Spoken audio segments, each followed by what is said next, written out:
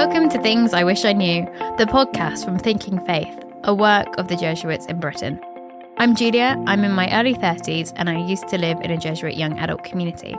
We all live hectic lives and often don't get time to reflect on what's happening both to us and around us. This podcast is meant to help you to take a moment to stop and think about where you are, where you're going, and where your relationship with God fits into it all. Every week I'll meet a new guest who tells me about something they experienced which changed their life forever. By talking about the things they wish they'd known, we'll explore the idea that God is in all things. And we'll talk about the part that faith plays in navigating life's challenges. Today I'm speaking to Angelo, who is a Jesuit scholastic, writer, artist, and campus minister who is currently training for the priesthood. He's a Filipino-American from New Jersey, and he's currently serving as director of campus ministry. In this conversation, Angelo reflects on what it's like to be discerning religious life and to work in ministry, but also to experience imposter syndrome, and how God still called him and used him despite his self-doubt. So Angelo, what was life like before entering the Jesuits? I had a very, very happy childhood. I grew up Catholic. I like to say I grew up Catholic with a lot of Filipino flavor. So I was born in the Philippines, and then my whole family, my two parents and my two siblings and I moved to the United States when I was about 5. And we were involved in the kind of normal church things. We went to mass every Sunday, but in addition to that, my parents were also a part of a Filipino kind of charismatic group. And so I was constantly at prayer meetings at different people's houses, and when I was a teenager, I joined the sort of youth group part of it. And so I think I was really saturated in a world where, people just took for granted that faith was an important part of life. And in fact, that like going to church kind of meant, being around people who knew what it was like to be Filipino American. That's where I felt kind of the most understood and the most seen and had the most commonality with people. I used to joke with people that I didn't know that white people could be Catholic until I got to college, and then I was surrounded by them. But yeah, it was lovely. And so I went away to our Jesuit university there, Loyola University Chicago. And that's where I met the Jesuits. That's where I sort of encountered Ignatian spirituality. And so I came to university with a lot of kind of foreknowledge about the Jesuits, and a lot I realized was inaccurate. So when I was meeting Jesuits, I sort of met them with a little bit of suspicion, actually, and said, what are you guys really up to? But slowly but surely, I began to realize that these were very holy and happy men, and not perfect by any stretch of the imagination, but that there was something about their life that spoke to me of God and of what God is trying to do, I think, in the world. If we'd met 10 years ago, what would you have thought your future would look like? So 10 years ago, I was 21, gosh. I think I would have told you something like, in the next 10 years, I'm going to be the world's best lay theologian. I'm going to write all these books. I'm going to be the top of my field. I'll get married. I'll have maybe 1 or 2 kids, and I'll live in this beautiful house. And none of that has come true. I was going to be like, you're putting a high expectation on yourself in 10 years. Yeah. I think it has been the case that I have had high expectations for myself for a long time. And where do you think that comes from? I wonder if it's a question both of nurture and nature. I think there's probably something in my disposition and in my personality that tends towards perfectionism, that tends towards like kind of a high anxiety moving about in the world. And I also think, without any blame on anyone, I think growing up as an immigrant, growing up as a person of color, growing up in my community, there was a lot of emphasis on doing well. There was a lot of emphasis on getting good grades. There was a lot of emphasis on excelling. I think in part too because it's like how was I going to pay for college if I didn't get a scholarship? How was I going to advance in life if I didn't make the opportunities for myself? And so I think both something inside me, the way that God made me, is sort of seeking to be better, and also feeling confirmed in that in the world that I grew up in a world that was so loving and so supportive, and also like really emphasized a good job. I think that I have brought that into myself today, and I think it is the work that God is kind of slowly trying to undo in my own life, of being able to say like, hey, you don't have to earn this thing. You don't have to, I'm not going to give you a grade on how you lived your life. I'm just happy to be with you. And that to me is like, what do you mean? Like, why wouldn't you, me saying to God, like, why wouldn't you want me to do the best? And God's simply saying like, I actually just kind of like you the way you are. That is a lot of my prayer. It's a lot of like, God says that, but can I accept it? It's interesting what you said, because I used to have it where I almost couldn't make a decision about what God was asking me to do, because I just didn't want to get it wrong. And it was only when I had spiritual direction that my spiritual director just turned to me and went, when do you think you're bigger than God? Like, how do you think you're bigger than God that you can mess God's plan up? Oh my goodness. And that for me was just like a weight lifted off me. That no longer did I have to be like trapped by this, I have to do it perfectly, otherwise I'm messing up God's plan. And actually it was like, well, whatever you do, within reason, God can still use that. Oh yeah. No, and I love that. I mean, in a small way, I have a tough time picking out what kind of new thing to buy, because I have to read all of the reviews and I have to like optimize. But in our own lives, I think, and this is, I think, so much the result of also our culture, it becomes almost impossible to sort of just make a decision that might end up badly, or that might end up in an outcome that we were not intending. And yet, the clarity of another person, particularly the clarity of your spiritual director, who's also praying and also in tune with what God is trying to say, being able to say like, yeah, but you think you could mess up the plan of the creator of the universe, right? Like, I think we've been, as a human society, we've been trying to mess up God's plan since we got on the scene. And yet, salvation history shows us, I think, if I could preach for a second, salvation history shows us that God is so willing to continue to redeem us and to continue to save us. In fact, because we mess up. Maybe, I don't know. And so, well, you've already said when you first met the Jesuits, you were like, you couldn't imagine yourself being one. And now you are one. Mm-hmm. Well, how did that happen? Sure, yeah. I think my journey into religious life is a lot like, I think it was John Green who writes this in one of his books. It's like a little like falling in love and a little like falling asleep, slowly at first and then all at once. So I look at these different moments of my life, maybe like when I was asking these questions about God, and even before that, when I was making my first communion and all these things, and I'm putting them together, and I realize that I think for a long time, God was kind of working in my heart to pull me towards wanting to do something bigger than myself and wanting to belong really to something bigger than myself.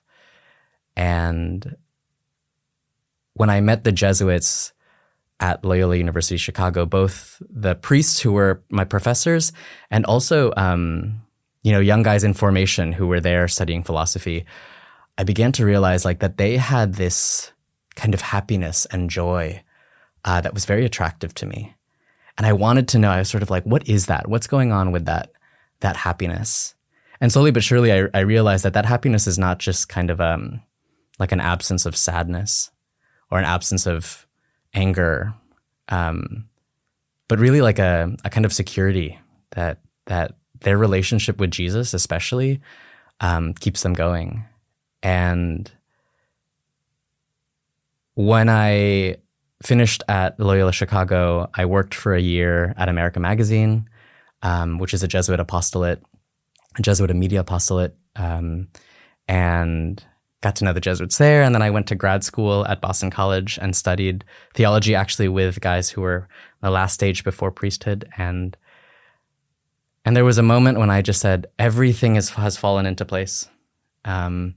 And it wasn't so much a certainty, but just this idea that like, yeah, like I kept feeling God inviting me to just take a next step, to apply to the Jesuits, to think about what it would be like to be a Jesuit, to take what I had grown in, this idea of happiness and joy and relationship with Jesus, and kind of make a leap into it a little bit further.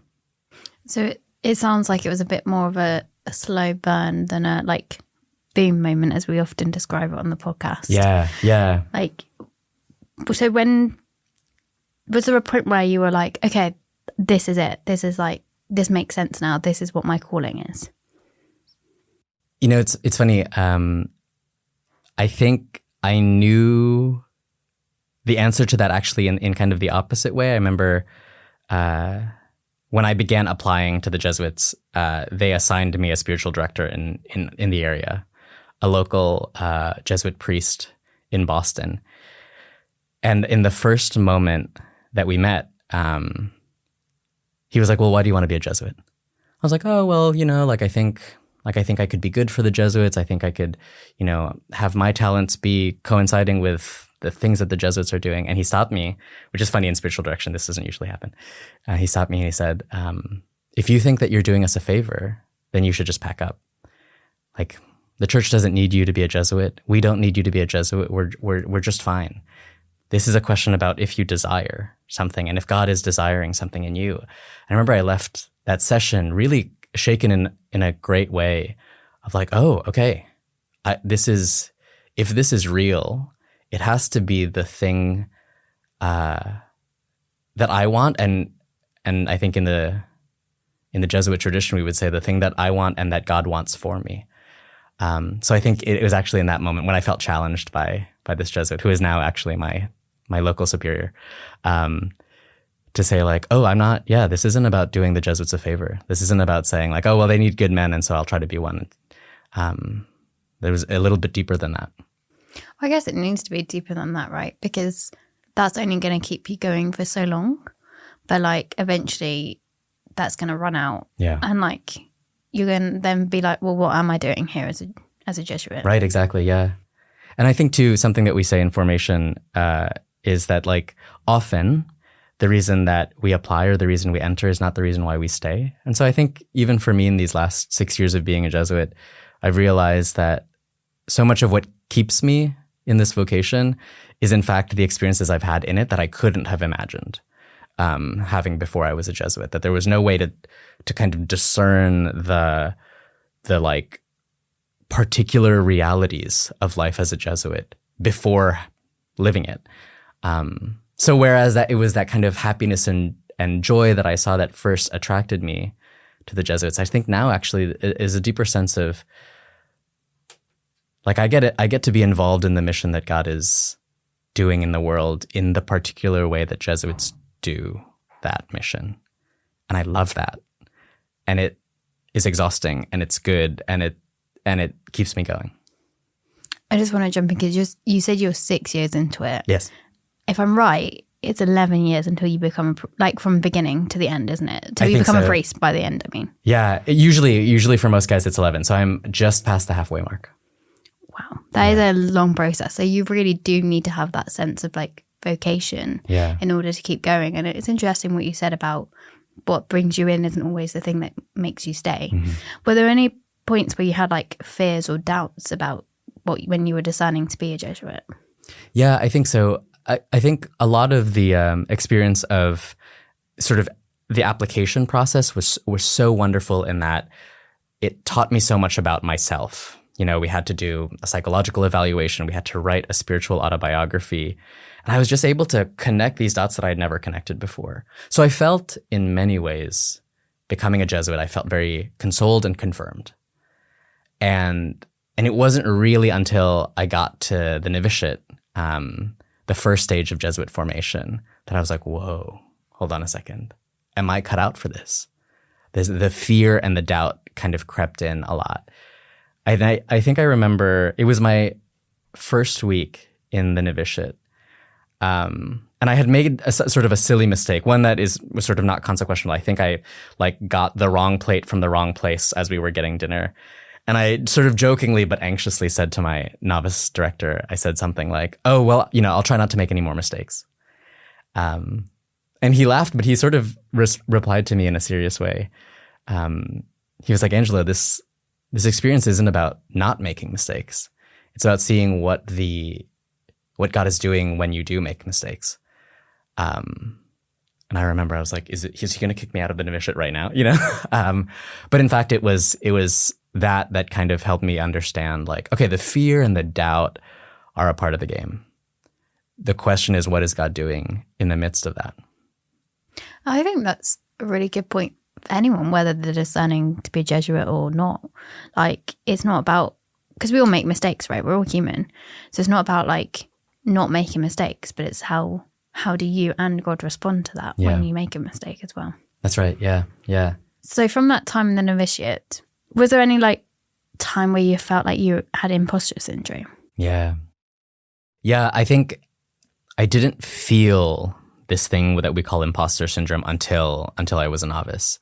It was funny. I had this reflection. I graduated with my master's degree in theology the same summer that I was going to become a novice. And this was all in the middle of COVID, which was a crazy time for everyone. But I remember thinking, like, I'm going from being declared a master of something to a novice. And so there was like a real stepping down. And this has kind of become true of my Jesuit life. I was immediately thrown into a situation that I was not prepared for. My first kind of mission as a novice was to be a hospital chaplain at this place that was like a medical university, a level 1 trauma center, and it was the place where COVID patients were going, all before the vaccine. And I was like, what's happening? And my job was not to sort of provide medical care, but to just provide pastoral care and spiritual care to these folks, many of whom weren't allowed to have visitors.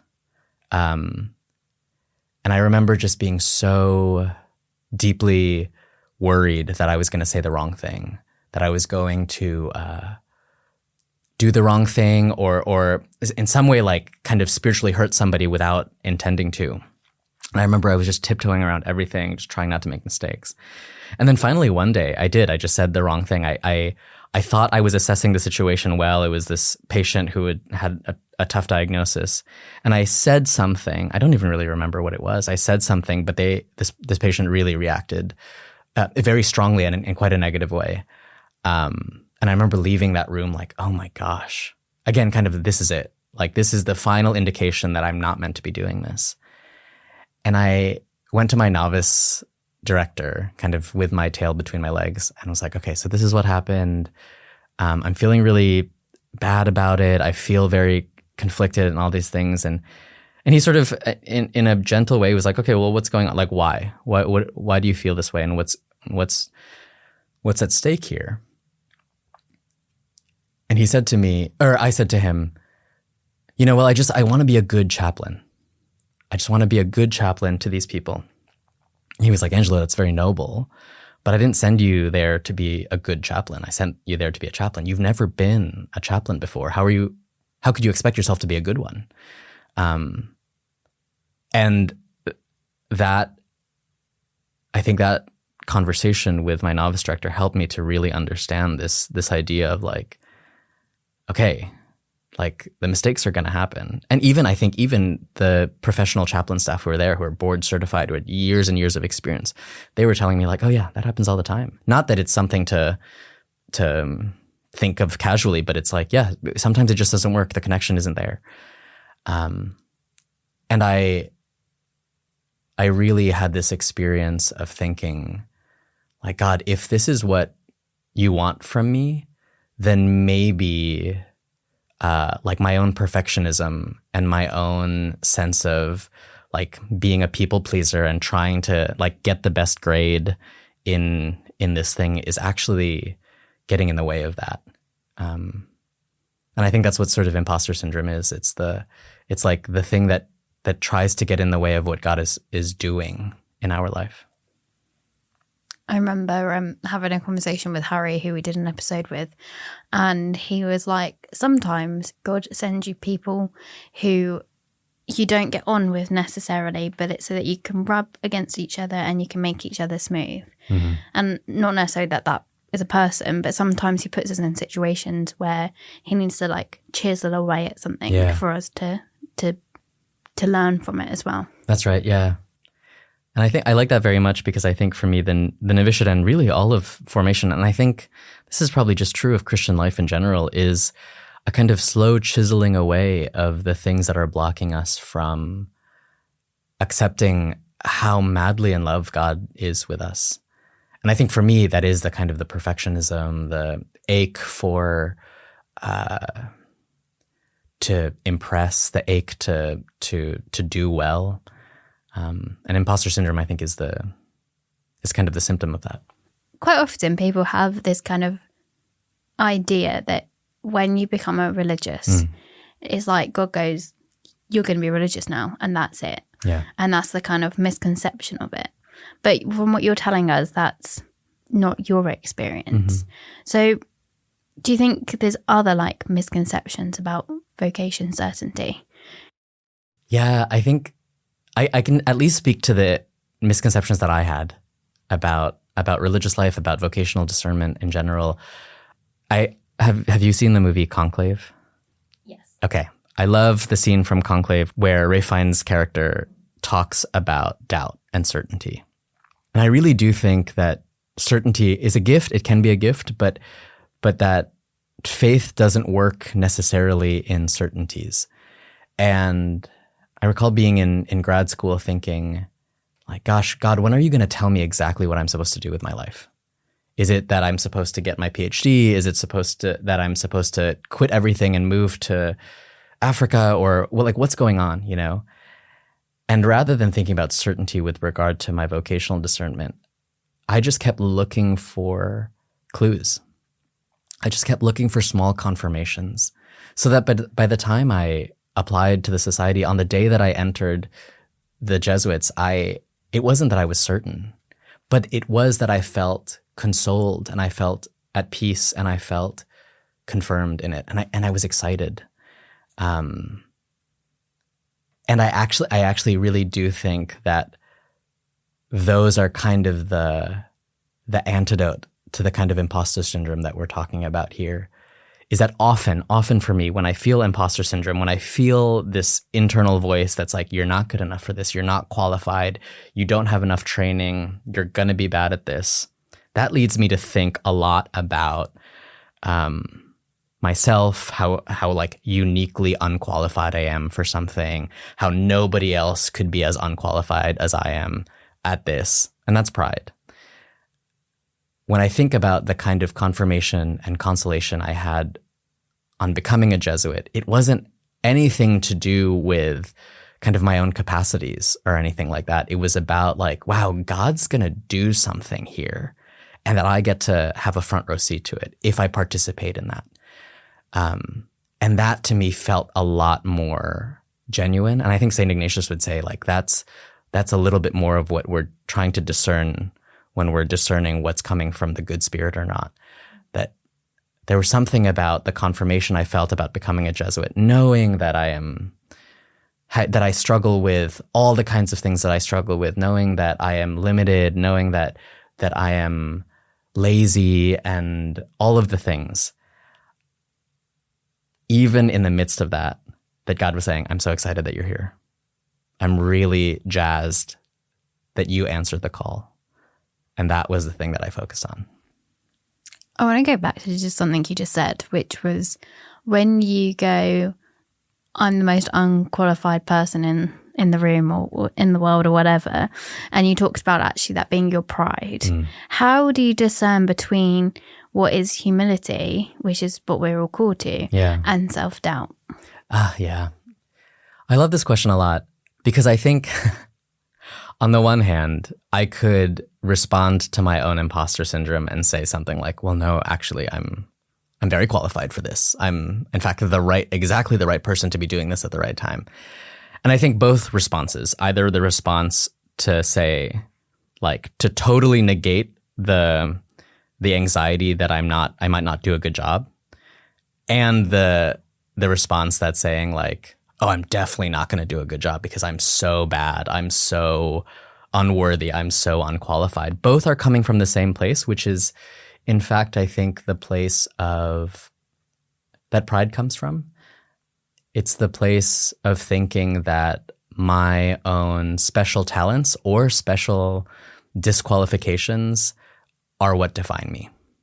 And rather than thinking about, gosh, Lord, you have given me this opportunity and I don't know if I'm ready for it, but I want to walk into it knowing that you're going to try to do something. And so I think for me, that often is the distinction between humility and self-doubt, or humility and imposter syndrome.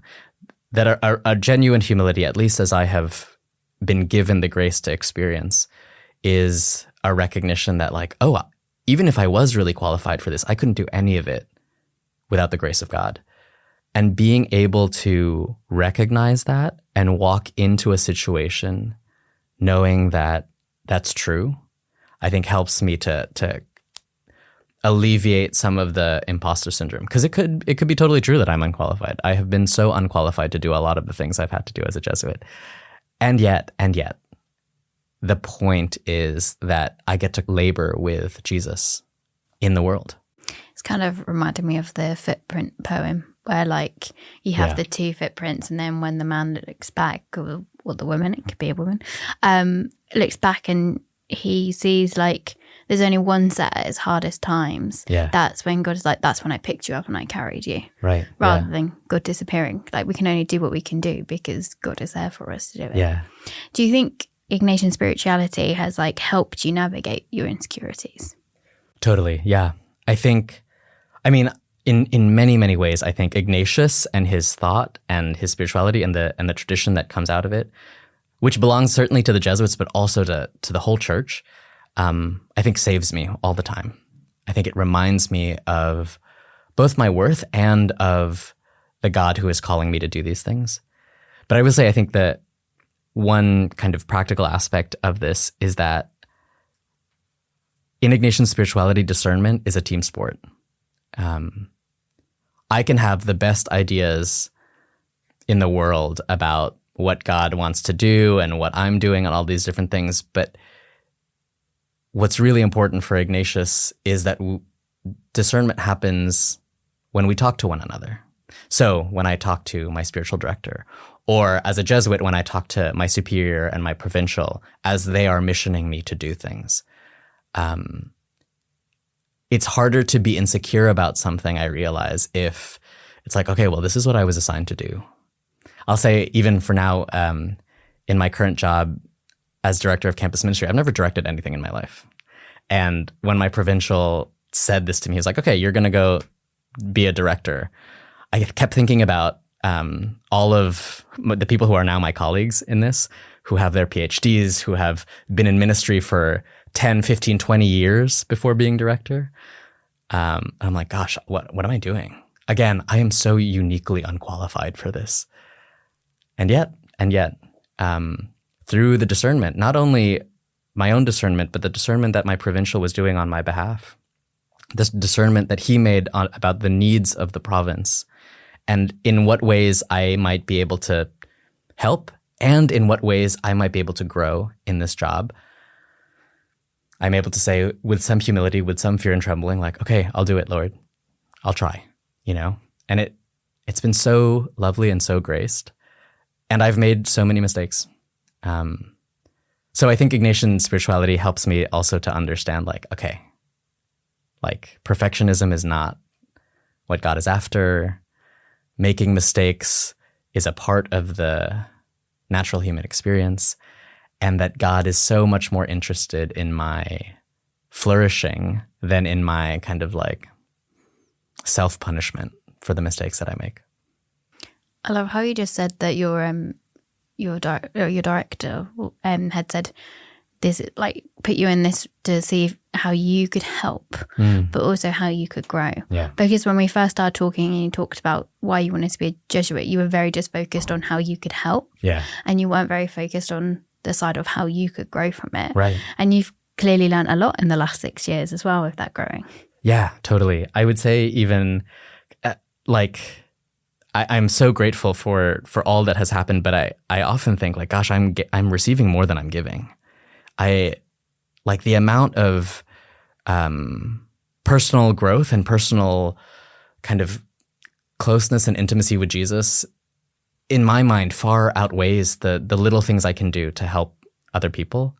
And I once heard, actually, I was on retreat, I was a Jesuit say something like that for the Jesuits, our work for helping others and for the salvation of our own souls is the same work, that it happens in the same way. Not, of course, that we save ourselves, but that we participate in God's saving action in us, in our growth, in our flourishing, in our becoming more capable of loving, in fact, through the missions that we are given by helping people. And I think probably that a lot of people of goodwill would find that that's true. It's in giving that we receive.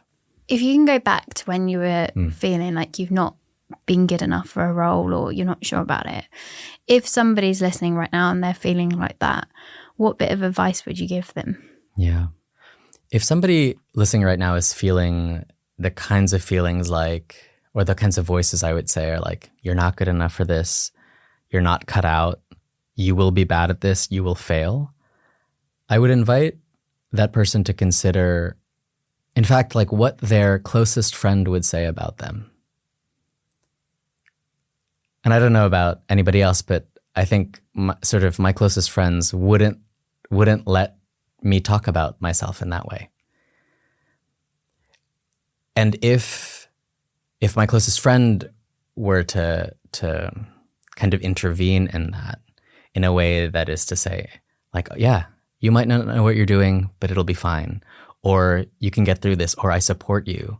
What more would Jesus say in the middle of that?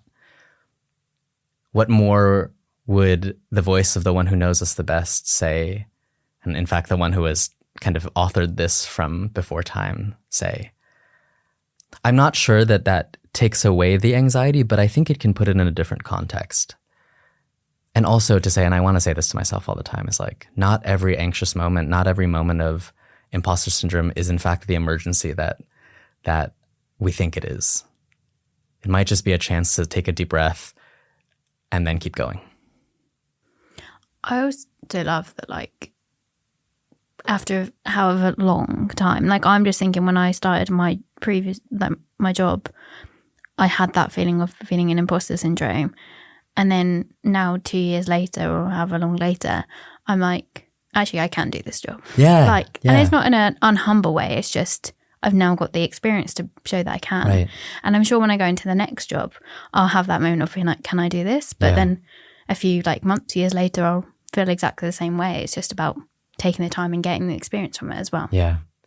I think that's the funny thing about grace, right? Like, that grace is the thing that really operates in us, that God gives us this grace totally freely, and it does in fact change and shape us. At least I have seen it in my own life, that we do have the capacity to grow as human beings, that we do have the capacity to get better at the things we do, and that we have, at least in most circumstances, we have the chance to say, oh, actually, maybe that wasn't the thing for me and I'm going to try something else. What would you say to somebody who's maybe discerning right now, whether a vacation with the Jesuits or a vacation of priesthood, religious life, or even a vacation of marriage? Yeah. Can I say two things? You can. The first that I would say, and I have said this to many people, is praise God. That might sound very pious, but what I mean is what a wonderful opportunity to be considering something bigger than yourself: religious life, priesthood, a new job, marriage, having a child. These are things that pull us as human beings outside of our small bubbles and into the wider community of all of us. So what a wonderful, wonderful thing. And I hope that you, this person I'm talking to, relish this opportunity. And then the next thing, the thing that I have to say because I'm a Jesuit, is look for freedom. is look for where you feel that God is most freeing you to be and do and live and pray the way that you have already begun to, and where God is calling you to even more growth. I say this a lot about when I work with young people and particularly young men who are thinking about becoming Jesuits, is like, if anyone, whether it's the Jesuits or another religious order or a potential life partner is giving you the hard sell, take a step back. If you feel in some way inhibited or obligated or constrained in this, it might be that God is inviting you to something else. Not for certain, but that, as I have found, that God talks to me in freedom, and that in increases of freedom rather than increases of restrictiveness. So, yeah, maybe those two things. That's some very good advice. Something you said earlier reminded me of this priest that I met, that he kind of took that next step and like put in an application to discern his vocation of being a priest. And even as it was happening, he was like, well, I'm going to do this. I'm going to get a no. And then like, that's going to be it. Mm-hmm. And so he put in his application, and then they took him through to the next stage, and then he started in seminary. He was like, eventually they're going to realize this is the no. Mm. And he's even said like he got up to the day of his, like when he became a deacon. Yeah. And even that morning he was like, right, someone's going to work it out now. Yeah. It's going to be a no. And then he was ordained as a deacon, and he said he had this like moment of peace and like clarity come over him. And that was the first time he felt like fully it was a yes and not a no. Yeah. And I was thinking that because quite often I think people can be quite scared to take that first step because they're not too sure. And a first step means you can find out it is a no, or you can find out it's a yes. Yeah. And I'm sure at some point he had imposter syndrome, and probably he was looking around the seminary at people going, well, that person definitely knows it's a yes. Yeah. And I was just thinking that on our last episode, we were looking at comparison and what role do you think comparison plays in that imposter syndrome? Yeah, I think comparison is one of the things that either can induce, like the catalyst for imposter syndrome, or it can be the thing that makes it worse. Sometimes the young Jesuits in formation will say something like compare and despair. This is our mantra. If I'm thinking like, oh gosh, that guy that I live with is doing so much better at philosophy studies than I am. Like maybe I'm not meant to do this. Whoa. This doesn't sound like it's coming from the good spirit. And then totally in the other opposite direction too, like, oh, that guy is clearly not cut out to be here. This is like, I'm doing so much better. Whoa. What's going on there? What internal movements are happening that God is perhaps trying to work through? I think comparison can be the enemy of humility because God is so interested in working on us in the personal ways that God does, in our own capacity, in our own brokenness, in our own strengths, that to look at another person and see the way that God is working on them and think, oh, well, why isn't God doing that to me? Is to ignore all of the work that God is doing in each of us. And so I think comparison is a thief of joy. And yet I do it all the time. And so it's like, I think it will be one of those things that it'll take a lifetime of asking for the grace not to compare. And then hopefully participating in that grace to get rid of. So what do you wish you'd known about imposter syndrome? If I was to talk to myself as a novice when I was feeling that deep sense of insecurity in the hospital room, I think I wish that I had known what I came to know later, that God in fact is still there, and that God is still doing something even when I make a mistake. And that in fact, actually, like, the scriptures are full of stories of God doing incredible things in the midst of human frailty. And so I wish that I had known about this imposter syndrome, that it's not the end of the world, that I'm not the world's savior, and that when I make a mistake, God can still and does still do some good things. And what are you grateful for? I think in this moment, I'm grateful for the capacity to see how all of this has played out in the last 6 years and then in the last 31 years of my life. I'm grateful for all of my teachers as particularly of Ignatian spirituality, who have encouraged this kind of development of a sense, maybe hindsight, a development of a sense of what God is doing, and perhaps to be able to see in a moment like maybe what God wants to do in the future. Yeah, I think that's what I'm grateful for. Thank you for joining us. Thanks for having me. Thanks for listening to Things I Wish I Knew. I know this conversation is going to stay with me because of the way Angelo talked about God being able to use him and putting him into situations to help him grow despite his self-doubt. How about you? We'd love to hear how Angelo's story resonated with you. And why not also tell us if you're facing an experience you wish you knew how to look at differently? It might just be something we can help with. You can find out more about this and other themes at thinkingfaith.org. Thank you again for listening. I hope you'll join me again next time on Things I Wish I Knew.